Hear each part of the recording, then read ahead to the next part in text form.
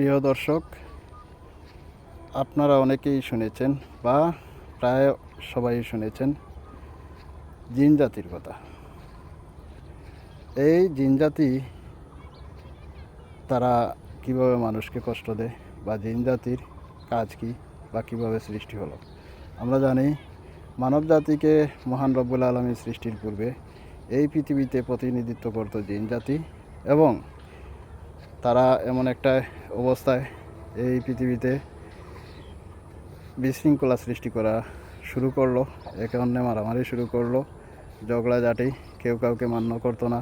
তখন মহান রব্বুল আলামিন সিদ্ধান্ত নিলেন যে তাদেরকে এই পৃথিবী থেকে বিতাড়ন করে দিবেন এবং মানব জাতিকে খলিফা হিসেবে পৃথিবীতে সৃষ্টি করবেন।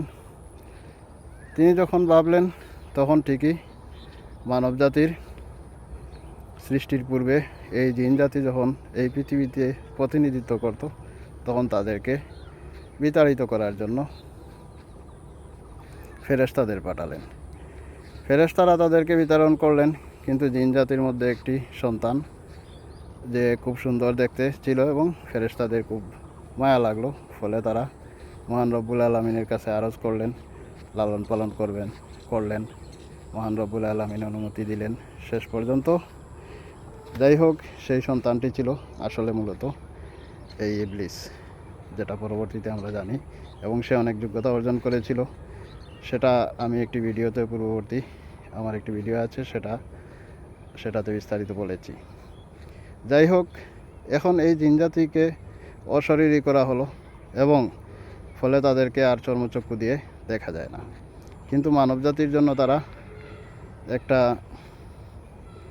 ক্ষতিকারক হয়ে আছে বা রয়েছে অনেকেই, কিন্তু মূলত তাদেরকে এমন একটা ব্যবস্থা মহান রব্বুল আলামিন করে দিয়েছেন, যাতে করে কোনো না কোনো মানুষের কাছে তারা যদি বায়াত গ্রহণ করে না, অর্থাৎ কোনো মানব অলিয়ার কাছে বায়াত গ্রহণ না করলে তাদের জন্য বেহেশতে যাওয়ার রাস্তাও বন্ধ।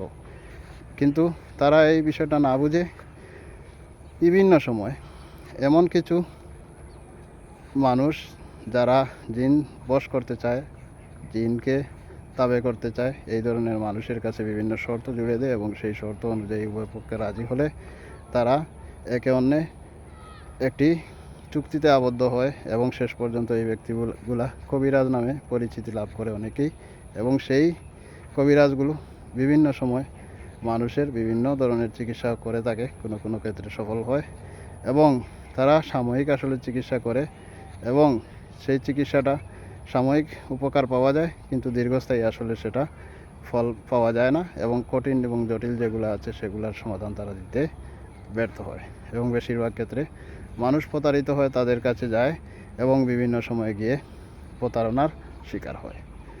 অবশ্য যারা আধুনিক শিক্ষিত কিছু মানুষ রয়েছেন যারা জিনজাতির অস্তিত্ব স্বীকার করেন না, এমনকি আমি অবাক হয়ে লক্ষ্য করলাম একটি কোরআন শরীফের সরল অনুবাদ, যেই অনুবাদের মধ্যে বিলকিসের যে সিংহাসনটি একজন মানব অলি আল্লাহ নিয়ে এসেছিলেন, যেটা সুলাইমান আলাইহিস সালামের সভাসদে এই অলি উপস্থিত ছিলেন, কিন্তু এই জায়গায় একটা অনুবাদের মধ্যে দেখলাম এই অনুবাদক এমন একটা ভুল করে বসলেন যে যেখানে আহলে কিতাব বলা হয়েছে এবং তিনি ব্র্যাকেটের মধ্যে জুড়ে দিলেন যে কিতাব সম্পর্কে অভিজ্ঞ একজন বিশাল জিন তিনি এই চেয়ার আনার ক্ষেত্রে ভূমিকা রেখেছিলেন বা বিলকিসের সিংহাসনটি নিয়ে এসেছিলেন বলে তিনি সরল অনুবাদে চালিয়ে দিয়েছেন।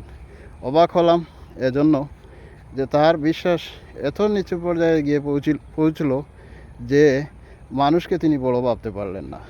আচ্ছা, আমি একটা প্রশ্ন করছি, আপনি বলেন যে মানুষ বড় না জিন বড়? আমি অবশ্য উত্তর দিয়েই দিয়েছি বা ইতোপূর্বে আবার বলছিও, যেহেতু মানুষকে মহান রব্বুল আলামিন খলিফা হিসেবে পৃথিবীতে প্রেরণ করেছেন, সুতরাং মানুষই শ্রেষ্ঠ, এবং আমরা জানি মানুষ শ্রেষ্ঠ জীব। সুতরাং যারা জিনের ক্ষমতাটাকে বড় করে দেখেন, মানুষের ক্ষমতাটাকে বড় করে দেখতে পারছেন না, একজন অনুবাদক তিনি কোরআন শরীফের অনুবাদ করছেন, সেই জায়গায় তিনি জুড়ে দিলেন যে কিতাব সম্পর্কে অভিজ্ঞ একজন জিন সেই বিলকিসের সিংহাসনটি এনে দিলেন। যাই হোক, অথচ প্রকৃত ঘটনা হলো বিলকিসের এই সিংহাসনটি নিয়ে এসেছিলেন একজন অলি আল্লাহ এবং তার নাম ছিল আসিফ ইবনে বারকিয়া। যাই হোক, সেই বিষয়টাতে আমরা লক্ষ্য করলাম যে আসিফ ইবনে বারকিয়া নামক যে ওলি আল্লাহ, তিনি বিলকিসের সিংহাসনটি নিয়ে আসলেন এবং সেই সিংহাসনটা যখন আসলেন, বিলকিস যখন এসে দেখলে তার সিংহাসনটি সুলাইমান আলাইহিস সালামের কাছে বিদ্যমান এবং তিনি যখন পরীক্ষা করতে এসেছিলেন এবং পরীক্ষায় তিনি দেখতে পেলেন যে সুলাইমান আলাইহিস সালামের এই অলৌকিক কর্মকাণ্ড, শেষ পর্যন্ত তিনি ইসলাম গ্রহণ করলেন। যাই হোক, আমি সেই দিকে যাচ্ছি না, কিন্তু বিষয়টা প্রাসঙ্গিক এজন্য বললাম। অলিয়া উলিয়ার যে ক্ষমতা রয়েছে সেটা অবশ্যই স্বীকার করতে হয়, এবং যারা স্বীকার করেন না সেটা তাদের ভিন্ন কথা, এটা হয়তো তাদের ভাগ্যে নাই, ভাগ্যর বাইরে তো আর কেউ যেতে পারবে না।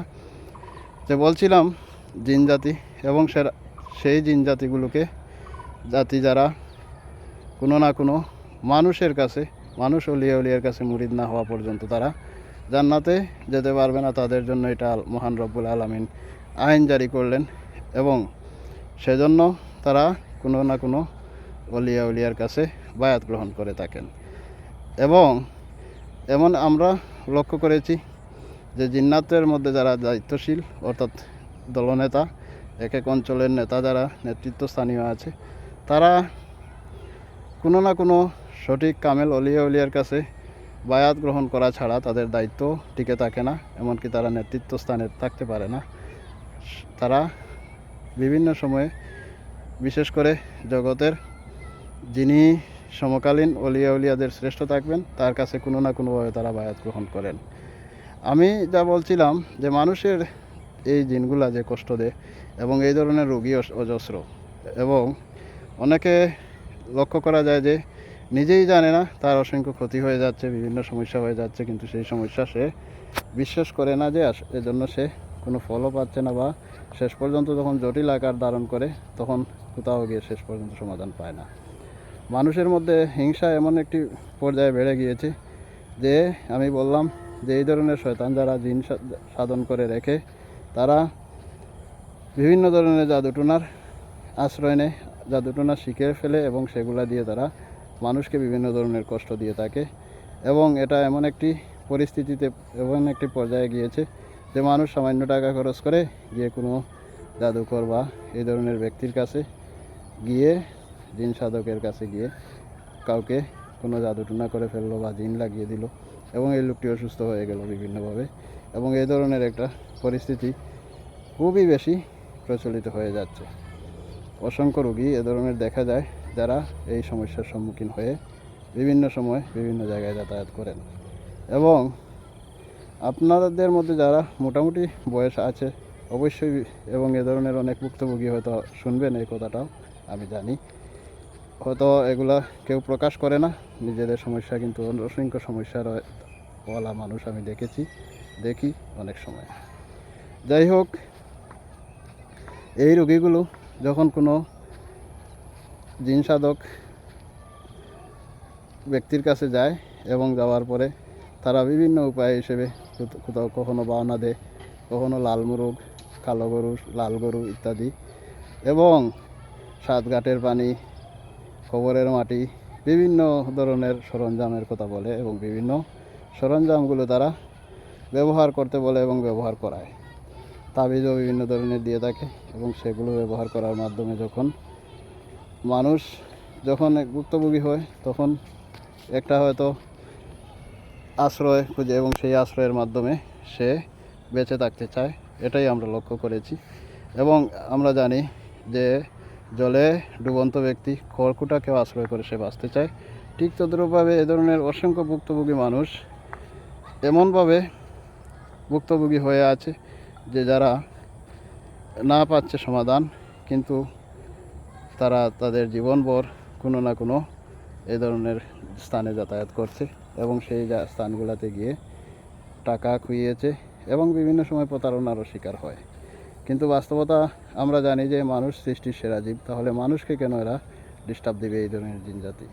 কারণ আমাদের মধ্যে সেই পরিমাণ ইবাদত নাই, অলিয়া উলিয়াদের প্রতি অগাধ বিশ্বাস, অগাধ ভালোবাসা আমাদের নাই। সেজন্য আমরা কি করি, যে আমরা এই ক্ষতিকারক কীটগুলোকে আমরা প্রতিহত করতে পারি না নিজে নিজে। ফলে বিভিন্ন ধরনের ভুক্তভোগী হয়ে শেষ পর্যন্ত কারো দীর্ঘ সময় যখন প্রভাব বিস্তার করে এই জিনগুলো, এবং কোনো কোনো কোনো ক্ষেত্রে স্বপ্রণোদিত হয়ে এরা মানুষকে কষ্ট দেয়, আবার কোনো কোনো ক্ষেত্রে কোনো মানুষ তাদেরকে লাগিয়ে দেয়, এবং সেটাকে জাদুটনা বা বিভিন্ন ধরনের বিষয় বলে আমরা জানি। এবং এই পরিস্থিতি যখন এমন একটা পর্যায়ে চলে যায় যে মানুষের বিভিন্ন ধরনের সমস্যার সম্মুখীন হয়ে যখন শেষ পর্যন্ত কোথাও কোনো আশ্রয় পায় না, তখন যেখানে শুনে যে এই ধরনের চিকিৎসা হয় সেখানে যায়, কিন্তু গিয়ে কোনো কেউ ফল পায় সাময়িক এবং কেউ পায় না। যাই হোক, এই পরিস্থিতি উত্তরণের উপায়টা কি?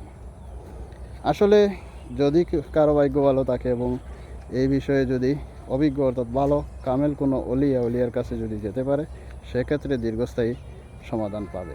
এবং নিজে নিজে কোরআন শরীফ পড়ে আর ইবাদত বন্দেগী করে এই দিনগুলো তাড়ানো অনেক কঠিন।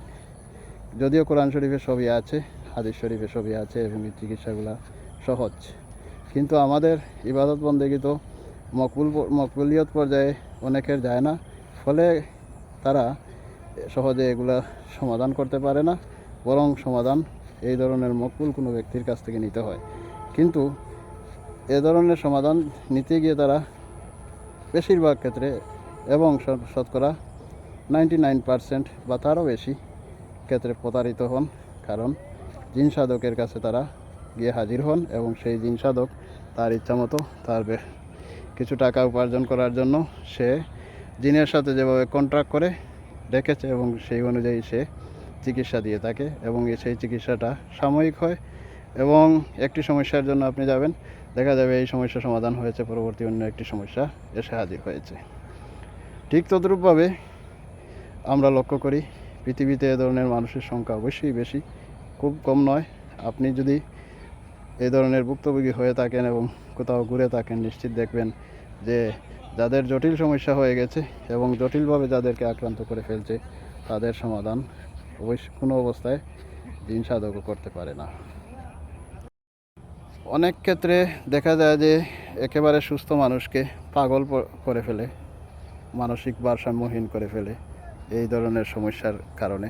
তখন অনেকেই বিভিন্ন সময় মানসিক রোগী করে পাবনা পর্যন্ত যায় বা বিভিন্ন জায়গায় যায়, কিন্তু শেষ পর্যন্ত দেখা যায় যে ডাক্তারি চিকিৎসার মাধ্যমে এগুলো সুস্থ হয় না, যদি জিনগুলোকে সরিয়ে দেওয়া না যায়। এক্ষেত্রে স্বপ্রণোদিত হয়ে জিন যেগুলো হয়তো কষ্ট দিতে চায়, আবার কোনো কোনো ক্ষেত্রে কোনো লোকের দ্বারা, যেমন ইতিপূর্বে আমি যেমন বলেছি, এই যে জিন সাধক যেগুলা কিছু টাকার বিনিময়ে কোনো মানুষের সাথে জিন লাগিয়ে দেয়। এবং অনেক ক্ষেত্রে দেখা যায় যে মেয়েদের ভালোবাসার ক্ষেত্রে ছেলেরা বা অনেক ধরনের এই পরিস্থিতির জন্য বিভিন্ন মোল্লা মুন্সির কাছেও গিয়ে থাকে এবং জিন সাধকের কাছে গিয়ে বিভিন্ন সময় তাদের ভালোবাসা অর্জন করতে চায়, এই সেই আর অনেক কিছু। যাই হোক, শেষ পর্যন্ত নিজেদের বিপর্যয় ডেকে আনে এবং শেষ পর্যন্ত দেখা যায় যে নিজেদের জীবনে অশান্তি বীজ রোপণ করে এবং জিন্নাতগুলো এমনভাবে মানুষদেরকে কষ্ট দেয় যাতে করে কত ধরনের সমস্যা তৈরি করতে পারে। বরং আমার এই ভিডিওটি যারা শুনছেন অবশ্যই, এবং যাদের এই বিষয়ে অভিজ্ঞতা আছে অবশ্যই, তারাই কেবল বুঝতে পারবেন যে আসলে জিন্নাতগুলো এবং জিনের আসর করা রোগীদের কত ধরনের সমস্যা তৈরি করতে হয়, এবং এই সমস্যাগুলো সমাধানে কত লোক কত টাকা পয়সা খরচ করছেন, কিন্তু উপযুক্ত কোনো চিকিৎসা বা উপযুক্ত কোনো জায়গা পাচ্ছেন না। যাই হোক, কিন্তু তাদের জন্য আমার একটি পরামর্শ, যারা কোথাও কখনো ঘুরতে ঘুরতে যখন আপনি সর্বশান্ত হয়ে গিয়েছেন আর কোথাও কোনো কিছু পাচ্ছেন না, তাদের জন্য পরামর্শ, আপনি খুঁজে বের করেন এমন এক ব্যক্তি যিনি অলিয়ার স্তরের। আমার পূর্ববর্তী ভিডিও অলিয়ার স্তরটি আমি বলেছি, অর্থাৎ যিনি আসলে অলিয়া যিনি হন, তাকে খুঁজে বের করা খুবই কঠিন। যদিও অলিয়ার নামধারী অনেক মানুষ এবং অনেক মানুষ অনেককে জীবন্ত অলি হিসেবে রাজনৈতিকভাবেও হয়তো অনেক ক্ষেত্রে আখ্যায়িত করে থাকে, কিন্তু বাস্তবতা অলিয়া উলিয়ার স্তরে পৌঁছা খুবই কঠিন, এবং যারা পৌঁছেছে তারাই কেবল সঠিক সমাধান দিতে পারে।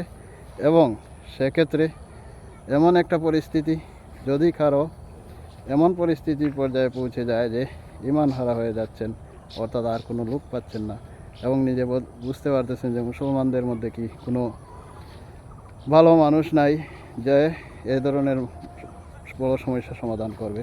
বাস্তবতা হলো অলিয়া উলিয়ার কাছে তারা হয়তো সর্বোচ্চ তেল পড়া দিতে পারেন, পানি পড়া দিতে পারেন, এবং সেটা কোরআন শরীফের এবং তাদের আমলিয়াতের মধ্য থেকে কোনো বিষয় সিলেকশন করে। সেক্ষেত্রে জিন যত বড় হোক না কেন, যত শক্তিশালী হোক না কেন, এমনকি জিনের যদি বাদশাহ হয়ে থাকে, সেক্ষেত্রে এই ব্যক্তির সাথে জিনগুলো কিছুই করতে পারবে না, বরং সে চলে যেতে বাধ্য হবে। হয়তো কোনো কোনো ক্ষেত্রে রক্তের সাথে হয়তো অনেক সময় মিশে যায়, বা শরীরের সাথে মিশে গেলে সেটা হয়তো একটু সময় যায়, কিন্তু বাস্তবতা হলো এগুলো সমাধানযোগ্য সবগুলোই। এবং আমরা লক্ষ্য করেছি যে অলিয়া উলিয়াদের কাছে এবং প্রকৃত যারা আছেন তাদের কাছে এই সমস্যাগুলোর স্থায়ী সমাধান আছে। সুতরাং যে লোক এই ধরনের সমস্যায় জর্জরিত হয়ে বিভিন্ন জায়গায় এমনভাবে যাতায়াত করছেন যে কোথাও কোনো সমাধান পাচ্ছেন না, তার উচিত একজন কামেল অলিয়া উলিয়া খুঁজে বের করা, এবং তার কাছে গিয়ে যদি আপনি সঠিকভাবে বলতে পারেন বা তার কাছ থেকে আদায় করতে পারেন, তাহলে নিশ্চিত আপনার এই সমস্যাটা স্থায়ী সমাধান হওয়ার সম্ভাবনা যথেষ্ট রয়েছে। এবং যদি তিনি ইচ্ছা করেন এই অলিয়া উলিয়া, তাহলে নিশ্চিতভাবে আপনার এটার সমাধান হবেই হবে, এটা আমি জোর দিয়ে বলতে পারি। সুতরাং অলিয়া উলিয়া খুঁজে বের করা আপনার জন্য হয়তো একটু কঠিন হয়ে যাবে, কিন্তু আর নিজে যদি সমাধান করতে চান, তাহলে এখন থেকে আগে খুঁজেন বুঝেন ভালো করে যে কোনো কামেল অলিয়া উলিয়ার কাছে আগে নিজে বায়াত গ্রহণ করুন, এবং সেক্ষেত্রে যদি বায়াত গ্রহণ করতে পারেন এবং সেটা অক্ষরে অক্ষরে পালন করতে পারেন, তাহলে নিশ্চিত রূপে এই ধরনের সমস্যাগুলো থেকেও অনেকটা মুক্তি পাওয়ার পথ আপনি জেনে যেতে পারেন, বুঝতে পারেন বা সমাধান করতে পারেন। যাই হোক, আমি এই কথাগুলো বললাম, এটা খুবই উপকারী, এবং ভিডিওটি যারা শেষ পর্যন্ত শুনছেন তারা নিশ্চিত, আমি বিশ্বাস করি যে অনেকের উপকার হবে ভেবে লাইক কমেন্ট শেয়ার করে মানুষের মধ্যে ছড়িয়ে দিতে পারেন। আমি বিশ্বাস করি যে অনেক লোক এতে উপকৃত হবে। তবে একটি কথা বলেই রাখি, এখানে আমার কোনো মহাত্ম প্রচার করার জন্য, অথবা আমি কোনো রুগী ধরার জন্য, অথবা এ ধরনের সমস্যা সমাধান করে যেছে নিজের থেকে সমস্যা সমাধান করার জন্য যে আমি বলছি এমন নয়, বরং এই সমস্যা ভিডিওটা এজন্যই করা, এ ধরনের রোগীর সংখ্যা অনেক বেশি, এবং অনেক মানুষ এমন পর্যায়ে চলে আছে যে শেষ পর্যন্ত হিন্দু বা অন্য ধর্মাবলম্বী বিভিন্ন গুণীর কাছে চলে যায়। এবং অনেকে রাস্তাঘাটে চলার সময় দেখা যায় যে বলে থাকে যে হিন্দুরাই এই ধরনের গুণীরাই এই ধরনের সমাধান করতে পারে, কিন্তু বাস্তবতা হলো একমাত্র মুসলমানদের মধ্যে যারা অলিয়া উলিয়া, তারাই কেবল স্থায়ী সমাধান দিতে পারে। অন্য কেউ, জিন সাধক বা অন্য যে কোনো ব্যক্তি বড় বড় কথা বলতে পারে, কিন্তু বাস্তবতা হলো সে স্থায়ী সমাধান দিতে পারবে না। এবং জিন সাধক কোনো ব্যক্তি যদি শুনে থাকেন, তাহলে আমি দায়িত্ব নিয়েই বলছি যে আপনি আসলে জিন সাধন করে আপনার ইমান হারা হচ্ছেন।